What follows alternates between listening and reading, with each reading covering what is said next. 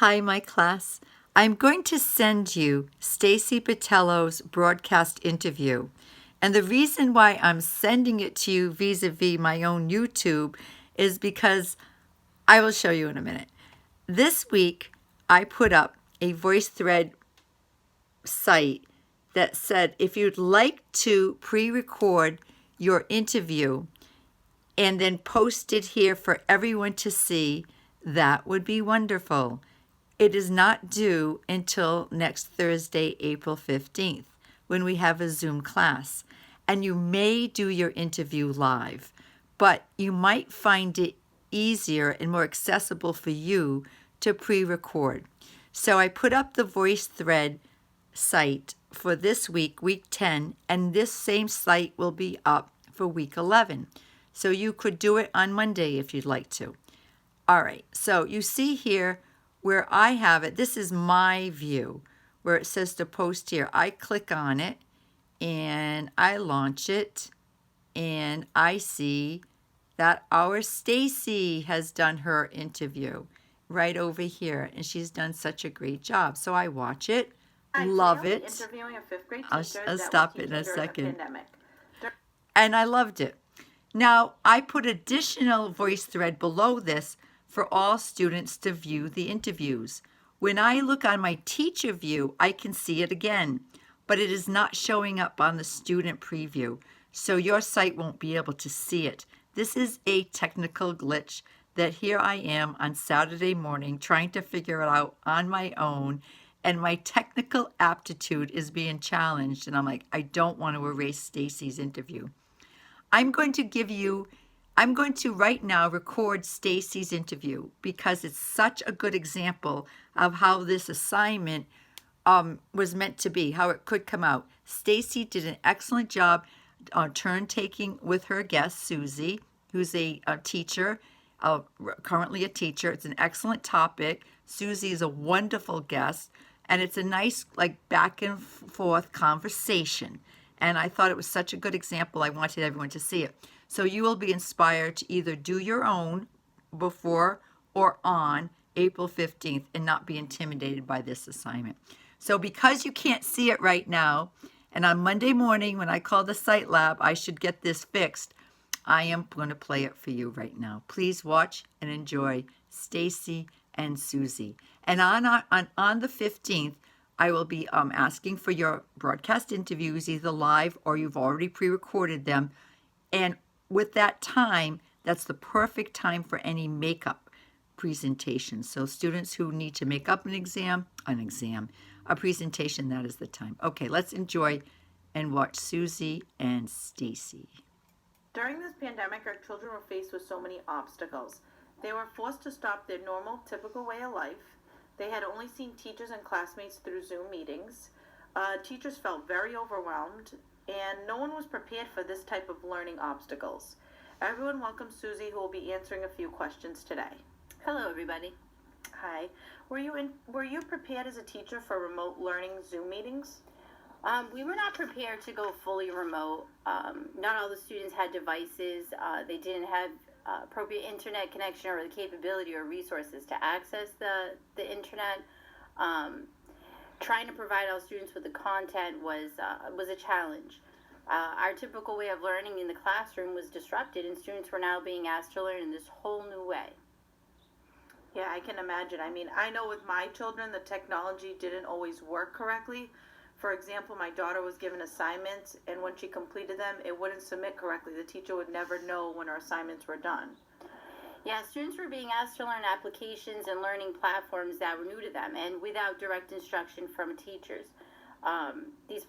Sometimes the platforms didn't work appropriately, or they would shut down at the end of the school day. So some of our students didn't have appropriate daycare during the day, and they needed to do their schoolwork after school hours, but the platforms were shut down at 3:30 and they were unable to access it. So it was a challenge in a lot of ways.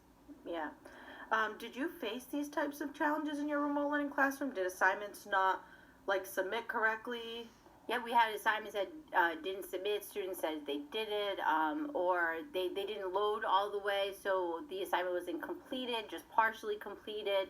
That could be an internet issue that they were having, or just so many of us were using the same network, and it was too much going on at one time. Yeah, sounds like it. I mean, were you better prepared this school year, would you say?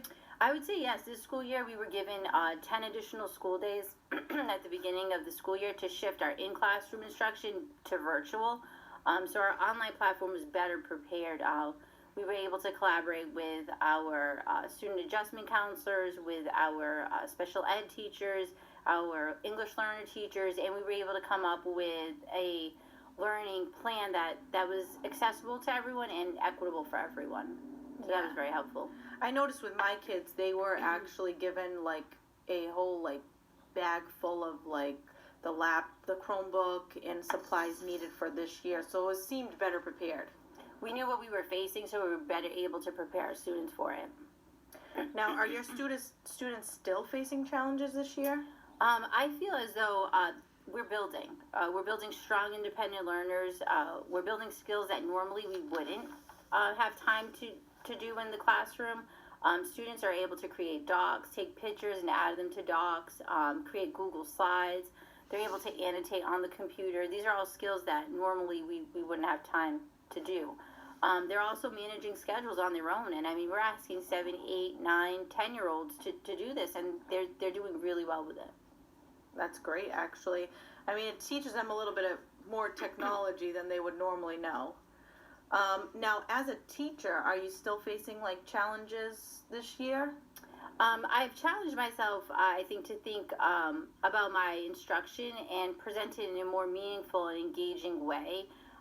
Trying to teach students who have the ability to get on the TV right at their fingertips, or they have their Switch or their Xbox right there in front of them. They'd rather do that than the math lesson that I'm about to present.